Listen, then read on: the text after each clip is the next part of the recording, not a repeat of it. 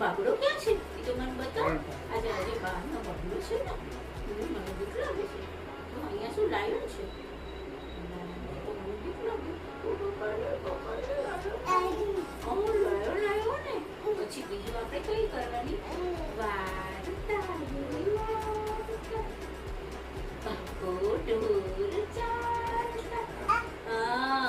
પછી ચપટી બોલાવતા. છોકરાને લોકે બોલ આપવાના. આપો છોકરાને સમજાવતા. એક છોકરો રીસાયો. કેવી રીતે રીસાઈ જાય? કેમ ખુશ કેમ રીસાઈ જાય? આમ બોલે ને બપડે મને બોલું એમ બોલે.